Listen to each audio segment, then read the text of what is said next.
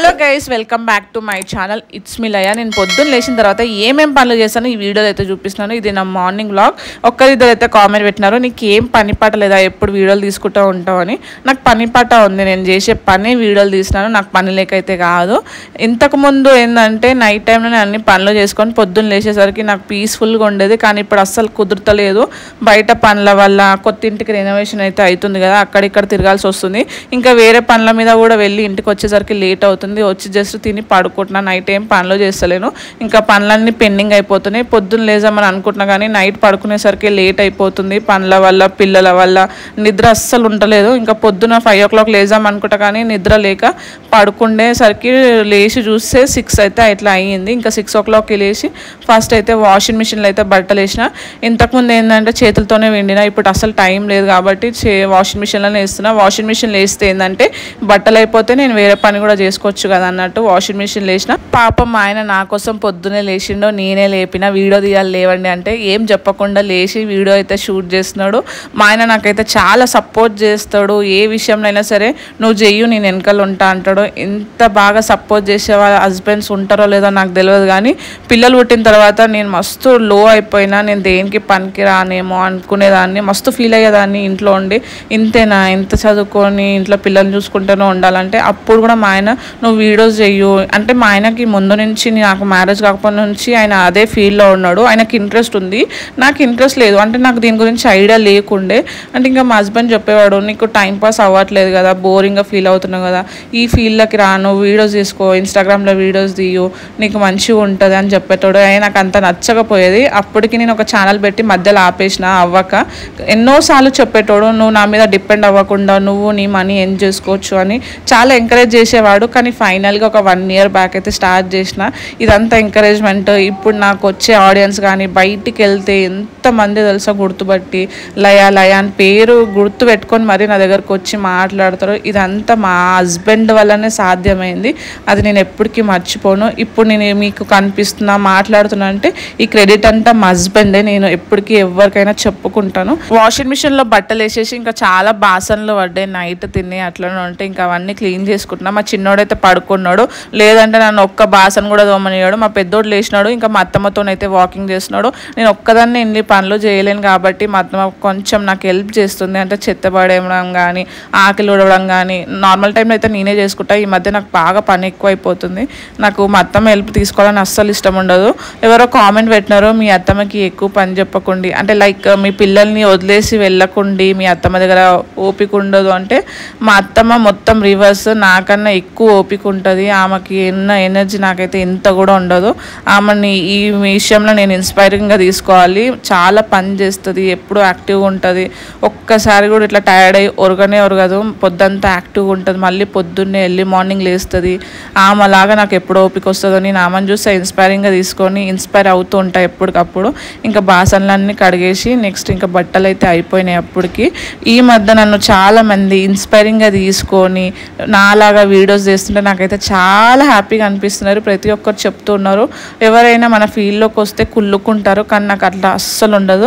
నా ఫ్రెండ్ సర్కిల్లో కానీ, మన సబ్స్క్రైబర్స్ కానీ, మన ఫ్యామిలీలో ఎవరైనా ఇట్లా నాలాగా వీడియోస్ చేస్తుంటే నా వల్ల అయ్యేంత ఎంకరేజ్మెంట్ నేను ఇస్తాను, సపోర్ట్ కూడా ఇస్తాను. నాకు ఇట్లా చాలా ఇష్టం. నేను ఒక్కదనే కాదు, నాతో పాటు ఇంకా చాలామంది చేయాలని నాకు ఉంటుంది. నేను ఎంకరేజ్ చేయడానికి ఫస్ట్ ఉంటాను. ఇంకా బాసనలన్నీ అడిగేస్తుంటే మా అత్తమ్మ వాళ్ళిద్దరు బయటికి వాకింగ్ పోయేసి చెత్త పడేసి మెల్లగా వచ్చి ఇంకా మా గగన్కి బ్రషింగ్ ఆమెనే చేస్తుంది. అప్పటికి మా చిన్నోడైతే లేవలేడు. అప్పటికి 7 ఏమో అవుతుంది టైము. ఎండ అయితే విపరీతంగా కొడుతుంది. ఈ ఎండాకాలము సగంలోనే ఇంత కొడితే ఇంకా ముందు ముందు ఇంకెంత ఎండ కొడుతుందో ఏమో. ఇంకొక 20 daysలో రెనోవేషన్ అయితే అవుతుంది అని అంటున్నారు. ఇంకా ఆ ఇంటికి పోయిన తర్వాత ఇంకా ఎండలకైతే అస్సలు తట్టుకోలేము. ఎందుకంటే మాదే లాస్ట్ ఫ్లోరు, అది కూడా 9th floor. ఈ ఎండాకాలంలో ఎట్లా భరించాలో ఏమో అస్సలు అర్థమవుతలేదు. చాలా హ్యాపీగా ఫీల్ అవుతున్నాము ఎప్పుడెప్పుడు పోవాలని. ఈ ఒక్క విషయంలో డిసప్పాయింట్ అవ్వాల్సి వస్తుంది. ఎండ కొడుతుంది చాలా. మనం అంటూ ఉంటాం కానీ పిల్లలు చిన్నపిల్లలు కదా. ఇంకా మేమైతే ఏసీ ప్లాన్ చేస్తున్నాం. అక్కడికి పోయిన తర్వాత చూడాలి. అంటే ఇంట్లో ఉన్న బడ్జెట్స్ కానీ కండిషన్స్ బట్టి చూస్తాము. ఇల్లుకే చాలా మనీ అవుతుంది. ఇది మా లైఫ్లో ఫస్ట్ టైం అనమాట. ఇంత పెద్ద అమౌంట్ పెట్టి రెనోవేషన్ చేయించుకోవడము అంటే మా లైఫ్లో పెద్ద స్టెప్ వేయడం అంటే ఇదే. మేము చిన్న చిన్న ఖర్చులు అంటే పెట్టుకున్నాం 1 lakh 2 lakhs, కానీ ఒకేసారి ఇంత అమౌంట్ పెట్టుకొని చేపియాలంటే అంటే ఎట్లనో అనిపిస్తుంది. కానీ ఇది మాకు ఒక డ్రీమ్ హౌస్ లాగా కాబట్టి పెట్టాల్సి వస్తుంది. ఇంకా ఫ్యూచర్లో ఇండివిజువల్ హౌస్ తీసుకోవాలి అని ప్లాన్ చేస్తున్నాం. ఎందుకంటే అక్కడ 9th ఫ్లోర్ కదా, పిల్లలతోని అక్కడే లైఫ్ లాంగ్ ఉండాలంటే చాలా కష్టం. ఇంకోటి ఏంటంటే ఏరియా కూడా అంత మాకు అలవాటు లేదు. తెలిసిన ఏరియాలోనే ఓన్ హౌస్ తీసుకుంటే బెటర్. ఓన్ హౌస్ తీసుకోవడానికి దగ్గర ఇంకొక 10-15 ఇయర్స్ పడుతుంది అనుకోండి. జస్ట్ మేము ఇప్పటి నుంచే ప్లాన్ చేస్తున్నాం. ఎందుకంటే పిల్లలు పెద్దగా కళ్ళు మూసి తెరిచే లోపే పెద్దగా అయిపోతారు. ఈ విషయంలో నేను కరెక్టా కాదా కింద అయితే కామెంట్ చేయండి. ఇంకా బట్టలన్న ఆర్చేలోపు టైం అప్పటికే అయితేనే ఉంది మా గగన్కి స్కూల్కి. నేను పొద్దున్న లేచిన తర్వాత రోబోలన్న అంత ఫాస్ట్ ఉరుకుతుందో లేదో, నేనైతే అంతకన్నా ఫాస్ట్ ఉరుకుతాను. దెబ్బ ఇద్దరు పిల్లలకు ఒకేసారి స్నానం చేపించేసినాము. మా చిన్నోడికి అయితే తర్వాత చేపిస్తుండే అత్తమ్మ, కానీ సమ్మర్ అయితే స్టార్ట్ అయిపోయింది కాబట్టి ఇంకా పొద్దున్నే స్నానం అయితే చేసినాము. ఇంకా బ్రేక్ఫాస్ట్కి వచ్చేసి మా గగన్ గారు ఎప్పటి నుంచో అమ్మ వడ అని అడుగుతున్నాడు.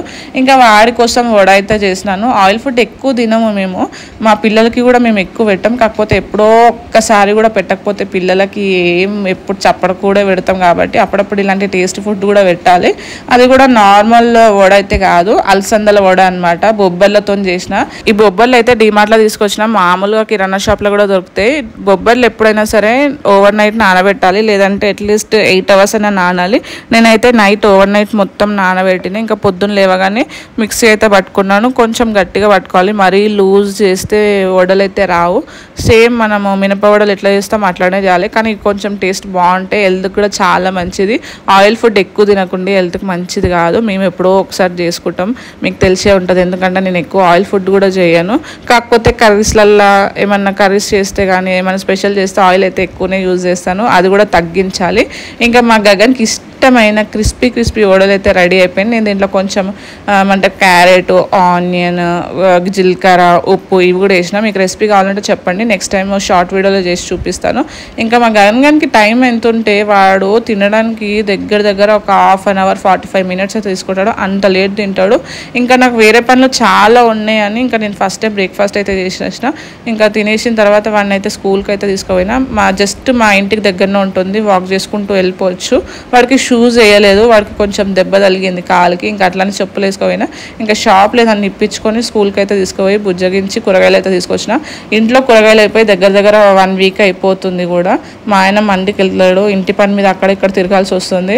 ఆఖరికి డీమార్ట్కి కూడా పోలేము 2 months నుంచి. ఇంకా నెత్తు కొడకడానికి కూడా ఆయిల్ లేకపోతే ఆయిల్ డబ్బా అయితే తీసుకొని వచ్చిన. అదే ఎయిర్కైతే చూసిన. మాకు ఒక పెద్ద టాస్క్ ఉంది ఇప్పుడు, ఆ ఇల్లు టాస్క్. ఆ ఇల్లు ఎప్పుడు మొదలవుతుందా అని వెయిట్ చేసినాం. అప్పటి వరకు అన్నిటికీ ఏమంటారు ఫుల్ స్టాప్ పెట్టి అన్నిట్లో సాక్రిఫైస్ చేసుకుంటా ఉన్న దాంట్లోనే అడ్జస్ట్ అయితే అవుతున్నాము.